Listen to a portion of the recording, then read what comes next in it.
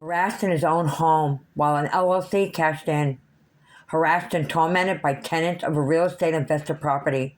Night after night for months, they endured disturbances. Tonight, you're going to hear from Mr. Carlberg himself, and you'll hear what he had to endure. All right, see you on the podcast. Here with Mr. Carlberg over here in Highlands Homes subdivision. And we're going to be doing an interview tonight with Mr. Carlberg. Mr. Carlberg, this has been the summer of disruption here in Sebring, Florida. And it's not just you that considers it the summer of disruption, so did others. I've seen several people post it on Facebook. So I was wondering if you can answer some questions. Sure, if I can, sure. So, could you tell me what disruptions you've experienced this summer here in Sebring, Florida? It's been very, very stressful. I bought this home, I'd say it's close to 4 years now, and I considered this my forever home. You know, I'm disabled, and I have one lung, and I thought maybe if I bought this home, I could consider this my forever home. And it's been so stressful this past 2-3 months. It's been horrible. It's been very, very bad. I haven't had a moment's sleep. I developed some kind of sickness because of the home that's next door. It's dilapidated. It's the home that I can't seem to get him to take care of the yard next door. I've seen some of the videos and the photos and experienced some of the disruption here this summer. Could you tell us, has anything been done about all this disruption? Very little has been done. I mean, I've called the police a few times because they disrupted my sleep. I have to get at least 6 hours of sleep, 7 hours of sleep. If I don't, then I don't feel healthy. And it's been about 4 hours of sleep, maybe 3 or 4 hours, maybe 5 hours of sleep. And there's been people walking by, and not just normal walking by. I mean, they've been walking every 10, 15 minutes up and down a street that it's never been this occupied. It's never been this bad. I had to buy a security camera because the people next door were, they invited a bunch of people over to fix the place up. They've been living there. And they brought 2 dogs. I don't have anything against dogs. I have a dog myself. But they've let the dog, poop in my yard, which I had to clean up because they just let it go. It sets off my security camera. I didn't want to be non-trusting, but it's very difficult with the camera going off. I set the alarm, and then I took the alarm off because it was going off every 5 or 6 minutes. People running in and out of the yard, next to the yard, standing next to my mailbox. It's a big security thought for me that someone's going to break into my home. On a rating of 1 to 10, how would you rate the disruption that you've been experiencing?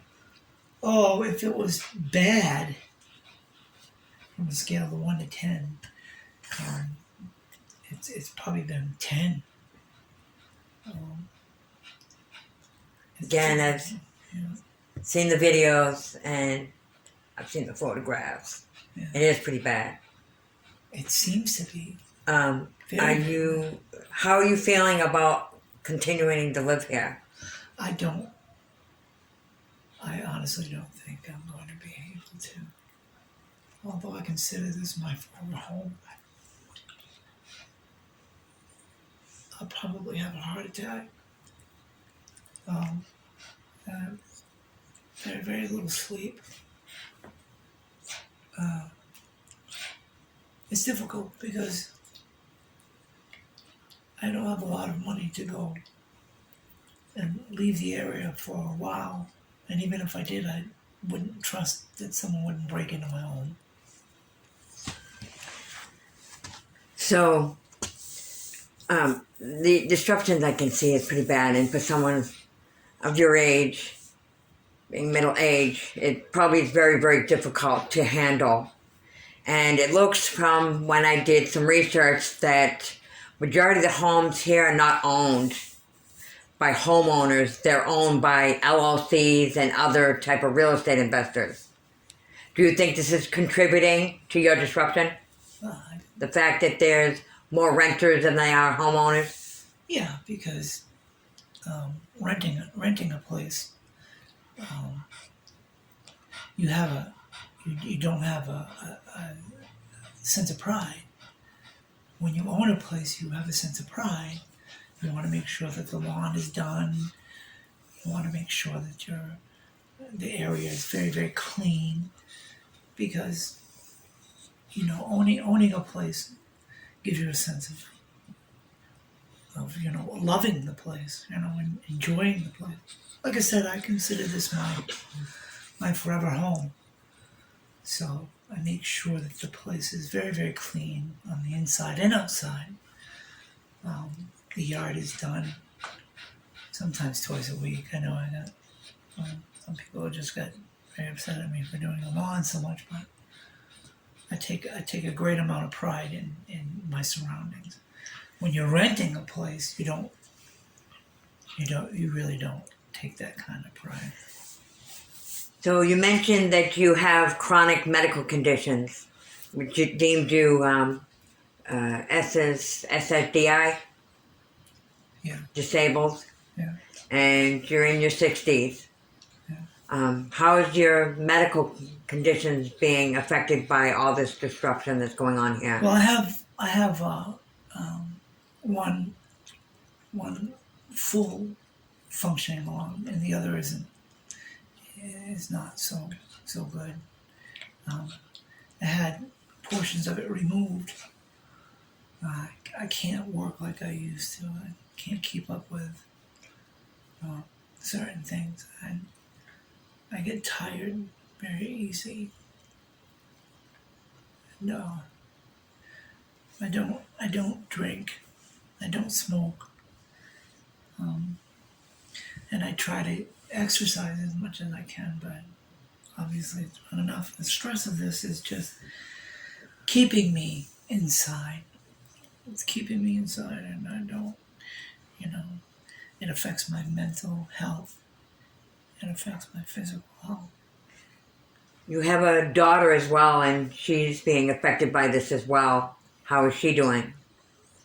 She's not doing very well. She lives on the same side of the street where everybody keeps walking in and out. And although the alarm has been turned off on the security camera, she's still... She's suffering from anxiety, isn't she? Yeah. Yes, it doesn't help when people go and stand at the mailbox at 3, 4 in the morning. It doesn't help. She doesn't feel safe, does she? She doesn't. No. She doesn't feel safe. We have some videos that we're going to add with this podcast where you can see there's people walking back and forth all hours of the night, and there's people that actually are standing out by their windows that is making this family feel unsafe. It's getting to the point where they don't feel like they want to be here anymore.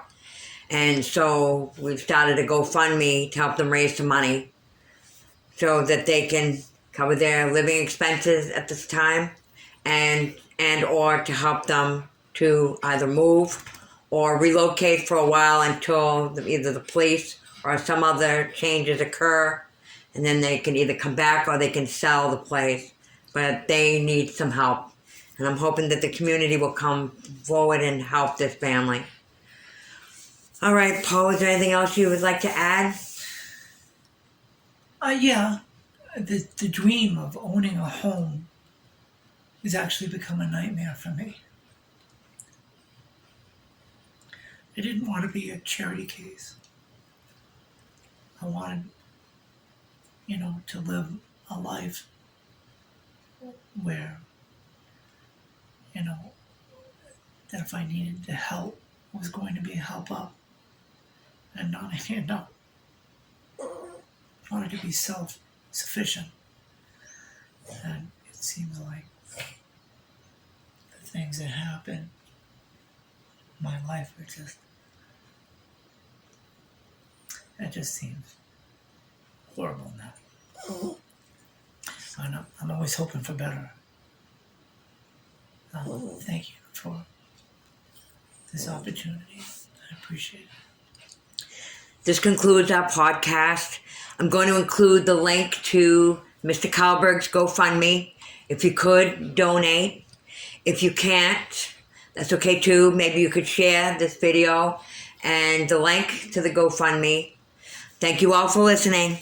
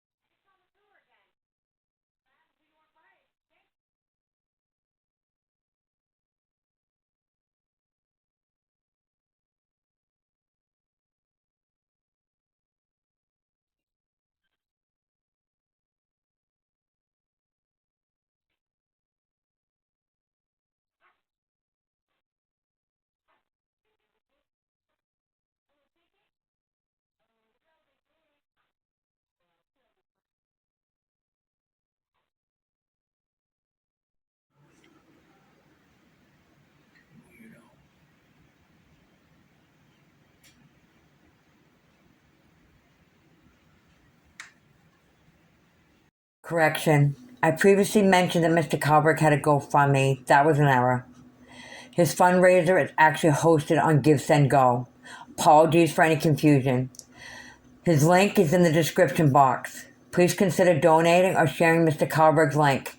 His family has endured a summer of relentless harassment and disruption. No one should have to live like this. Through past videos, this podcast, and upcoming footage, you'll see the heartbreaking reality. The Carlbergs' only income is SSDI. Mr. Carlberg is in his 60s and battling serious medical conditions, as his daughter. She also has some medical conditions. They're going to be forced out of their home in Sebring due to the investor fuel chaos. As I said before, it's very difficult to live in this kind of manner. Selling home won't cover the remaining mortgage or the relocation to a safer area. Let's face it, the current state of Highlands Home area is deplorable, and now it's going to depreciate all homes in the area. So please, consider donating or sharing his link. Then let's be clear, this is not a situation where getting a job is an option. So if you're tempted to say something stupid or cruel like that, don't. Every donation, every share, every bit of support matters, okay? It matters to this family. Please consider also subscribing to this channel. Thank you.